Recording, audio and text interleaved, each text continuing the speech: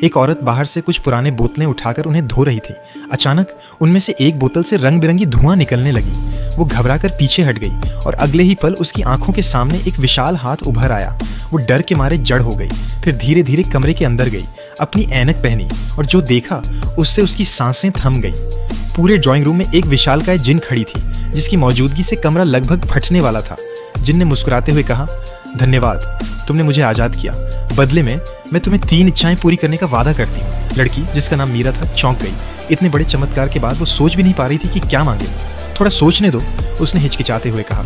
उसी वक्त दरवाजे पर दस्तक हुई। होटल का स्टाफ नाश्ता लेकर आया था।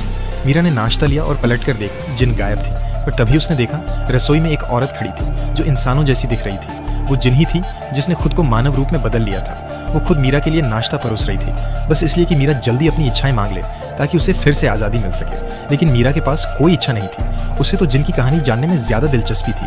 आखिरकार जिन ने बोलना शुरू किया। 3000 साल पहले प्राचीन ग्रीस में मैं रानी के साथ रहती थी। वो मेरी दुनिया थी। मैं उसे अपनी जान से ज़्यादा चाहती थी। हम दोनों बहुत खुश थे, जब तक कि एक दिन पड़ोसी राज्य का राजा नहीं आया। वो रानी के लिए वीणा बजाने आया था। रानी उसकी धुन में खो गई और मैं समझ गई कि वो उससे प्रेम करने लगी है। मैंने उसे चेतावनी दी कि इस प्रेम में खतरा है, पर प्रेम में डूबी रानी ने मेरी बात अनसुनी कर दी। राजा ने मेरे प्रति उसके लगाव को महसूस किया और मुझसे नाराज हो गया। उसने एक जादुई बोतल निकाली और मुझे उसमें कैद कर लिया।